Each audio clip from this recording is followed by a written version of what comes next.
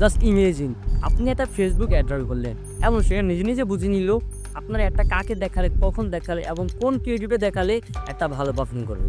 শুনতে অবিশ্বাস্য মনে হচ্ছে, তাই না? কিন্তু এটা এখন সত্যি। এটা এমন একটি এআই সিস্টেম বিল্ড করেছে যা আগে যে কোনো সময় থেকে আপনার অ্যাডকে আরও ইমপ্যাক্টফুল এবং ইফেক্টিভ করে তুলবে। মেটা এর এআই সিস্টেমের নাম হচ্ছে মেটা অ্যান্ড্রোমেডা। তো আজকে এই ভিডিওতে আমরা জানবো মেটা অ্যান্ড্রোমেডা কি, এটা কীভাবে কাজ করে। আপনি যদি একজন মার্কেটার বা বিজনেস ওনার হয়ে থাকেন, সেক্ষেত্রে আপনার কী জিনিস করা উচিত, কী জিনিস অ্যাভয়েড করা উচিত, এবং আপনি এই এআই কি ব্যবহার করে আপনার অ্যাডকে আরও ইমপ্যাক্টফুল এবং ইফেক্টিভ কীভাবে করে তুলবেন। তো প্রথমে আমরা জানি মেটা অ্যান্ড্রোমেডা আসলে কি।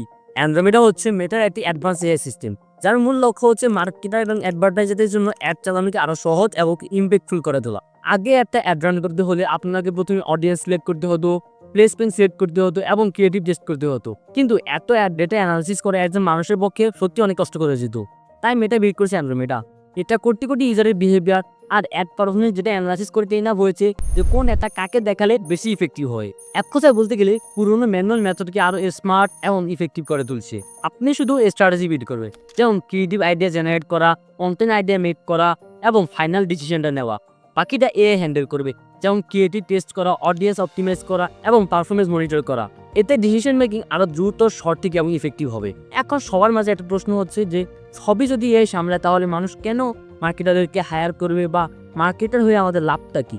এটার অ্যান্সার হচ্ছে এআই শুধু ডেটা দেখাবে, কিন্তু সঠিক বিজনেস ডিসিশনটা মার্কেটারই নিবে। এআই ক্রিয়েটিভ টেস্ট করে আপনাকে ইনস্ট্রাকশন দিবে, কিন্তু ওই ইনস্ট্রাকশন অনুযায়ী নতুন ক্রিয়েটিভ কন্টেন্ট আইডিয়া জেনারেট করা একজন মার্কেটারই করবে। এটা কোনো এআই করে দিবে না। এআই শুধু বাজেট অপটিমাইজ করবে, কিন্তু কোন ক্যাম্পেইনে কত টাকা খরচ করতে হবে সেটা শুধু একজন মার্কেটারই ডিসাইড করবে। এখন একটা উদাহরণ দিই। মনে করেন আপনি একটা ক্লোথিং ব্র্যান্ডের জন্য 3টা ক্রিয়েটিভ দিয়ে অ্যাড রান করলেন। এই আপনাকে দেখাবে কোন ক্রিয়েটিভ ভালো কাজ করেছে এবং কোনগুলো করছে না। যে ক্রিয়েটিভটা ভালো কাজ করতেছে, আপনি সেই ক্রিয়েটিভকে বাজেটটা বেশি দিয়ে বাকি দুইটার থেকে কমিয়ে দিলে এতে আপনার বাজেটও সেভ হলো এবং আপনার রেজাল্টও ভালো আসলো। সো আপনার শুধু একজন স্মার্ট অ্যাসিস্ট্যান্ট হিসেবে কাজ করবে, কিন্তু পুরো কন্ট্রোলটা কিন্তু আপনাকেই করতে হবে।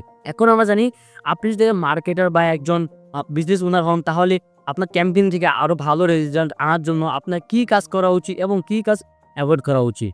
তো প্রথমে আমরা জানি আপনার কী কাজ অ্যাভয়েড করা উচিত। Number 1, bland AI trust.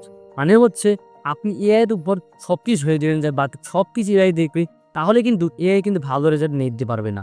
Number 2, strategy skip করা। এআই আপনার স্ট্র্যাটেজি বিট করতে পারে না। তাই আপনি যদি পুরো অ্যাডটা যদি এআইয়ের উপরে ছেড়ে দেন, তাহলে সে কিন্তু আপনার ভালো রেজাল্ট এনে দিতে পারবে না।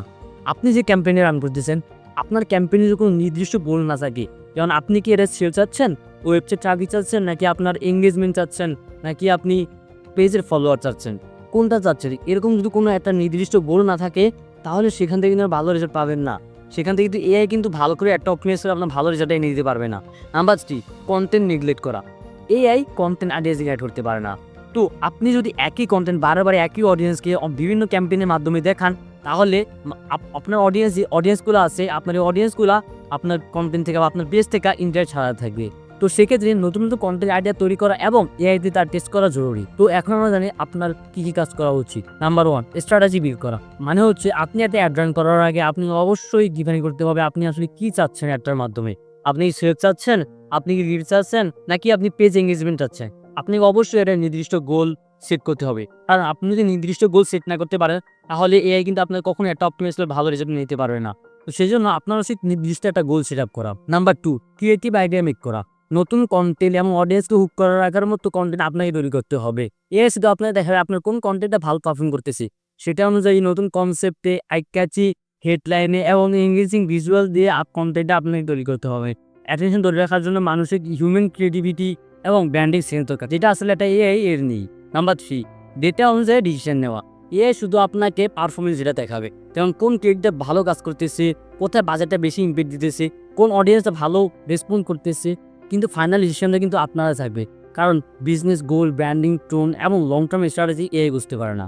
নাম্বার 4, এআইকে স্মার্ট অ্যাসিস্ট্যান্ট হিসেবে ব্যবহার করা। এআই ক্রিয়েটিভ টেস্ট করবে, অডিয়েন্স অপটিমাইজ করবে এবং পারফরমেন্স মনিটর করবে।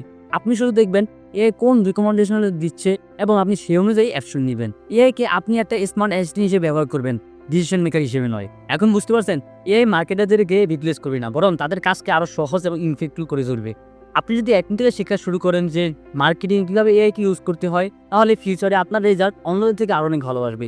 তো আজকের ভিডিও এতটুকুই। ভিডিওটি কেমন লাগছে সেটা কমেন্ট বক্সে অবশ্যই জানাবেন। চ্যানেলটিকে সাবস্ক্রাইব করে দিবেন, পেজে হয়ে থাকলে পেজটিকে ফলো করে দিবেন। দেখা হয় পরে কোনো ভিডিও দিয়ে। আজকের জন্য বিদায় নিচ্ছি। আল্লাহ হাফিজ।